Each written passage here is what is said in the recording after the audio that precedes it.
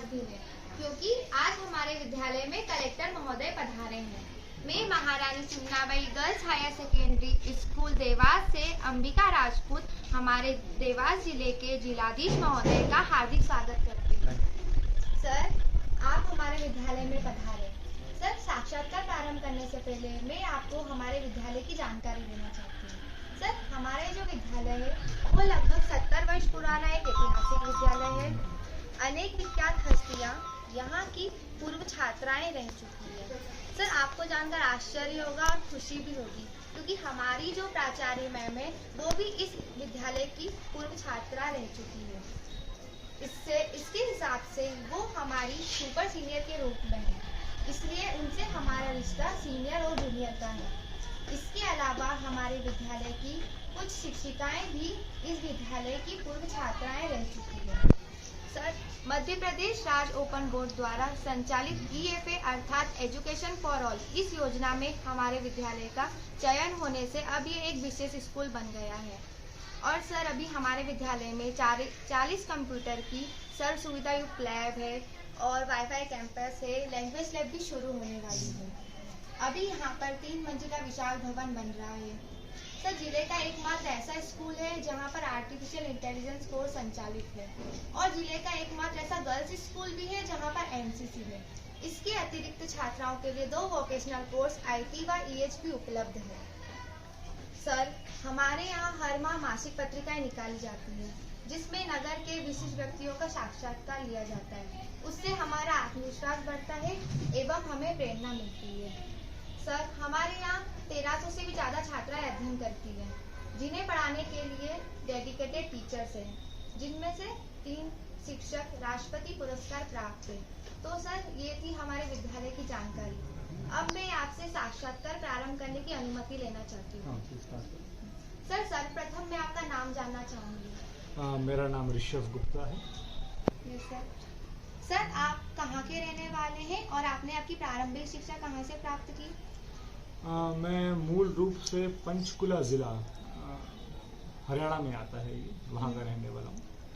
मैंने अपनी प्रारंभिक शिक्षा जो है पंचकुला ज़िले में सेंट जेवियर्स हाई स्कूल है वहाँ से की थी और उसके बाद 10वीं वहाँ से पास करने के बाद 11वीं और 12वीं Motiram Arya higher secondary school Chandigarh से शिक्षा ग्रहण की थी। सर, आपने आपकी उच्च शिक्षा कहाँ से और किस कॉलेज से प्राप्त की है?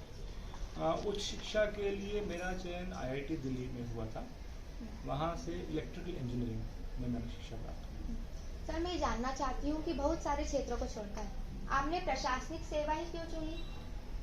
प्रशासनिक सेवा अपने आप में एक यूनिक सेवा है जो आपको प्लेटफॉर्म प्रोवाइड करती है नायाब ढंग से जनता की सेवा करने के लिए। ये सब सोच के साथ में IAS की तैयारी की थी और फिर 2014 में मेरा उसमें चयन हुआ। सर, आप IAS ऑफिसर हैं, तो सर आपने इसकी तैयारी किस प्रकार की है? IAS की तैयारी बेसिकली 4 भागों में हम बांट सकते हैं इसकी तैयारी को। इसकी तैयारी में आपका एक रहता है सामान्य ज्ञान। सामान्य ज्ञान अर्जित करने के लिए बचपन से ही लगातार न्यूज़पेपर पढ़ते आए हैं, बचपन से बहुत किताबें पढ़ी हैं, तो उसकी वजह से कॉन्फिडेंस था कि मैं ये एग्ज़ाम निकाल लूँगा, तो उसी वजह से एग्ज़ाम निकल गया। सर, प्रशासनिक अधिकारी के रूप में आपके समक्ष प्रतिदिन किस प्रकार के चैलेंजेस आते हैं और आप उनका समाधान किस प्रकार करते हैं? प्रशासनिक अधिकारी के रूप में जो सबसे बड़ा चैलेंज भारत में है आज वो है समन्वय। जैसा कि हम जानते हैं भारत जो है वो विश्व की सबसे बड़ी डेमोक्रेसी है और डेमोक्रेसी की सबसे खूबसूरत बात यही होती है कि डेमोक्रेसी में जो भी निर्णय लिए जाते हैं वो सभी के सभी स्टेक होल्डर्स के साथ डिस्कस करने के बाद ही लिए जाते हैं। अब स्टेक होल्डर्स में जहां एक और हमारे जैसे अधिकारी आते हैं, वहीं दूसरी ओर जनता से चुने गए जनप्रतिनिधि आते हैं, उसके अलावा सिविल सोसाइटी आती है, इसके अलावा सब्जेक्ट मैटर के एक्सपर्ट्स आते हैं, इसके अलावा आमजन से चुने हुए जो आपका लोकल गवर्नमेंट है उनके रिप्रेजेंटेटिव आते हैं, इन सबके साथ समन्वय करना ये एक सबसे बड़ा चैलेंज रहता है कि कोई भी निर्णय करना है हम एक पक्षीय नहीं कर सकते हैं, सबके साथ समन्वय करके सबकी सहमति के साथ ही हम कोई भी निर्णय करते हैं। हमारे स्कूल 20 जून से प्रारंभ होते हैं, तो सर आप हम छात्राओं को क्या संदेश देना चाहते हैं जिससे हम पढ़ाई में और बेहतर प्रदर्शन कर सकें? संदेश के रूप में सबसे पहला तो मन लगा पढ़ाई करें और करिकुलम के अलावा और बुक्स का अध्ययन भी करें। इसमें नॉन फिक्शन बुक्स भी हो सकती हैं, फिक्शन बुक्स भी हो सकती हैं। इसके अलावा अपनी एक हॉबी होनी चाहिए, जाती हैं चेस, कैरम, तो एक हॉबी एटलीस्ट इंडोर की भी होनी चाहिए। इसके अलावा एक बड़ी बात और है, आज की तारीख में एक टेक्नोलॉजिकल रेवोल्यूशन के रूप में निकल कर आया है सोशल मीडिया। सोशल मीडिया जहां एक और हमारी मदद करता है, वहीं दूसरी ओर वो घातक भी है उसका अधिक उपयोग। तो मैं ये भी बच्चों से कहना चाहूँगा कि सोशल मीडिया का उपयोग कम से कम करें। हमारा विद्यालय गर्ल्स स्कूल है, तो सर आप हम छात्रों को क्या संदेश देना चाहेंगे? छात्राएं आज की तारीख में, इसमें कोई शक नहीं है, बॉयज़ से बेहतर परफॉर्म करेंगे। और आज ही की तारीख में क्या, जब हम स्कूल में थे तब भी हम हर साल रिजल्ट देखते थे तो लड़कियां हमेशा लड़कों को पछाड़ती थी। तो लड़कियां इन जनरल बहुत अच्छा काम स्कूल में करती हैं। बस ऐसा मुझे लगता है कि लड़कियों को और साइंस में आना चाहिए। हमारे देश में ऐसा है कि एक भावना बनी हुई है कि लड़कियां 10वीं तक 12वीं तक तो जो लड़के करते हैं वो करती हैं, लेकिन 12वीं के बाद अक्सर वो आर्ट्स की तरफ चली जाती हैं, जबकि लड़कियां मैथमेटिक्स में बहुत अच्छी हैं, फिजिक्स में, केमिस्ट्री में, बायोलॉजी में बहुत अच्छी हैं।